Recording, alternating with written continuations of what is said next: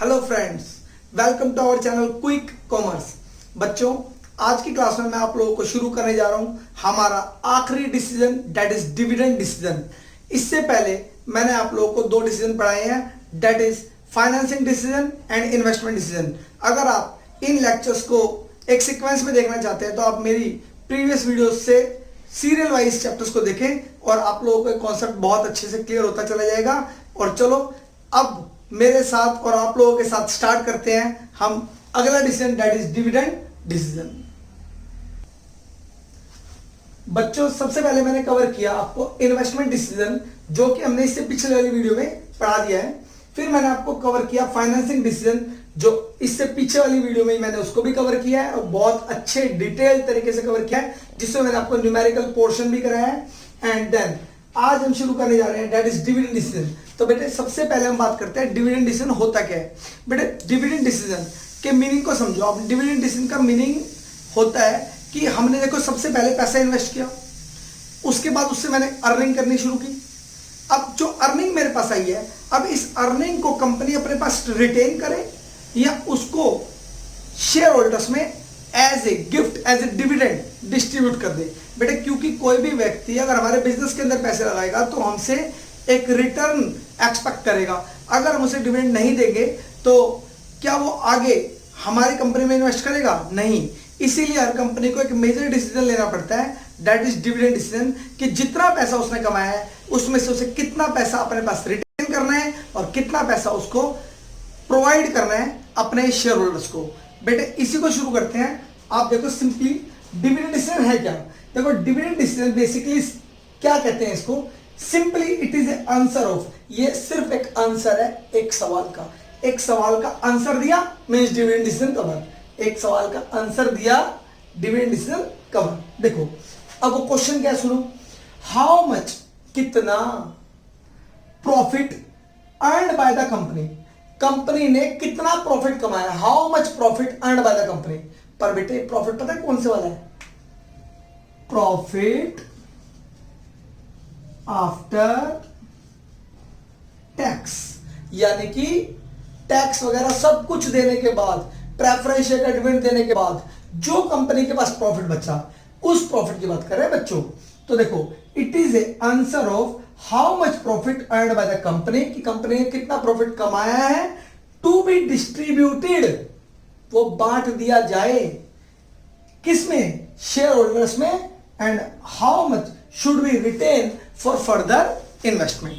बेटा सिंपली ये आंसर है कि आपने जितना प्रॉफिट कमाया है उसमें से कितना अपने पास रखा जाए और कितना बांट दिया जाए शेयर होल्डर्स में से।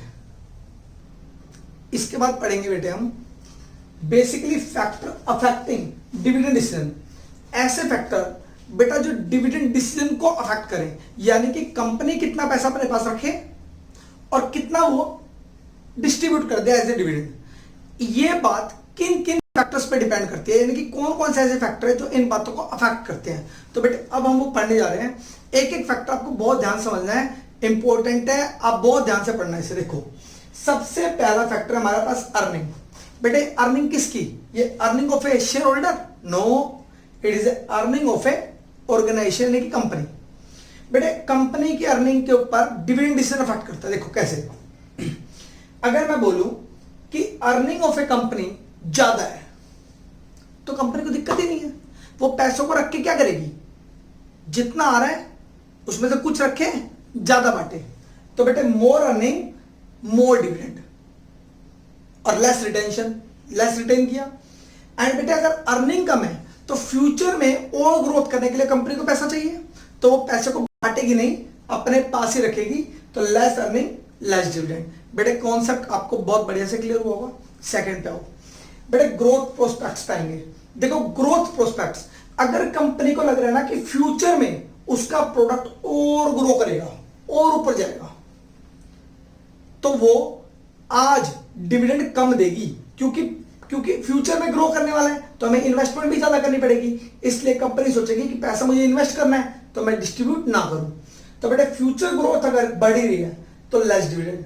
और अगर हमारा प्रोडक्ट साइकिल, यानी कि प्रोडक्ट की लाइफ साइकिल जो वो डाउनफॉल में आ गई, यानी कि प्रोडक्ट चल रहा है अच्छा लेकिन अब उसमें ग्रोथ नहीं है, सिर्फ अर्निंग करके दे रहा है, तो बेटे फ्यूचर में लो ग्रोथ मतलब हाई डिविडेंड, कंपनी फिर ज्यादा डिविडेंड देगी। ठीक है बेटे, इसका सुनो।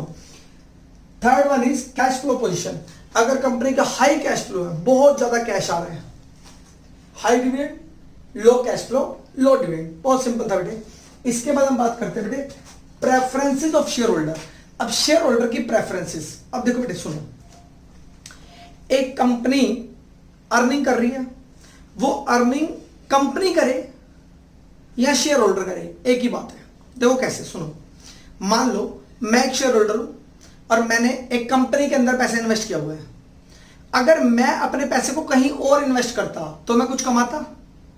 जैसे मान लो मैं एफडी कराया था तो उससे 7-8% जो भी ब्याज आता, इंटरेस्ट जो आता।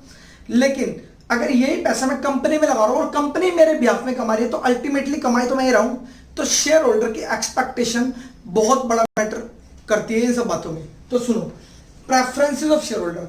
अगर शेयर होल्डर को लगता है ना कि कंपनी का रिटर्न, यानी कि कंपनी जो कमा रही है, मान लो कंपनी कमा के दे रही है 12%, is more than share holder expectation, और हम अगर कमाते, हम एक्सपेक्ट करते तो हम कमाते 8%, तो हम क्या चाहेंगे कि हमारा पैसा कंपनी ही यूज करे और उसमें और ग्रोथ करके दे, क्योंकि हम कमाएंगे तो कितना कमाएंगे 12%, और सॉरी 8%, और कंपनी कमाएगी तो 12%।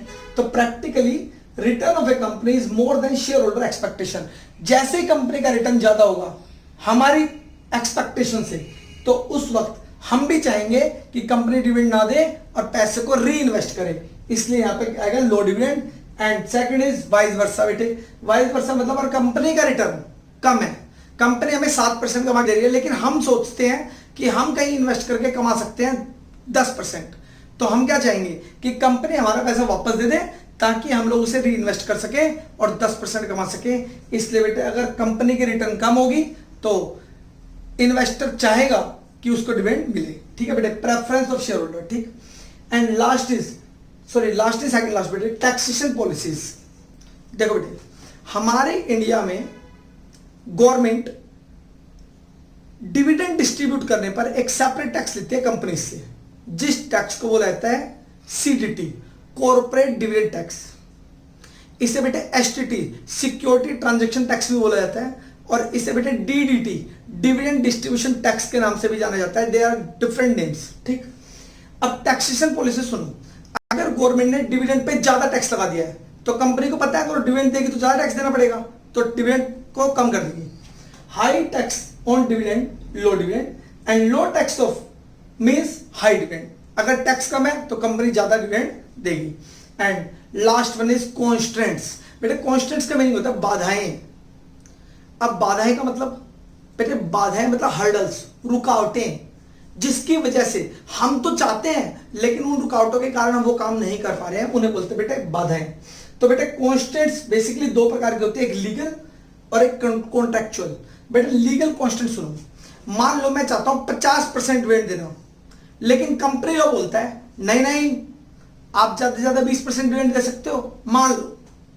तो बताओ, मेरे को रोक दिया ना लॉ ने, तो जब मुझे कानून रोके तो उसे बोलते बेटे कॉन्स्टेंट्स, कैसी, लीगल कॉन्स्टेंट्स। ठीक, ये कानून में है।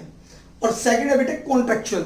अब मान लो कंपनी को लोन की जरूरत थी, कंपनी गई बैंक से बोलते कि बैंक मुझे ना लोन प्रोवाइड कर दो 2 करोड़ रुपए का।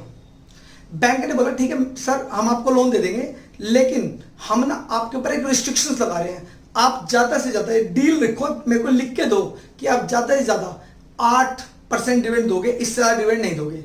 तो बताओ, मैं देना भी 20 चाहता हूं, लेकिन मैंने due to contract with bank, मैंने बैंक से कॉन्ट्रैक्ट कर लिया है, इस वजह से अब मैं डिविडेंड कितना ही बांट पा रहा हूं, सिर्फ 8%। तो that is the meaning of contractual constants. बेटे 2 प्रकार की हमारे पास बेसिकली कॉन्स्टेंट्स होती हैं, वो मैंने तुम्हारे सामने दोनों डिस्कस की।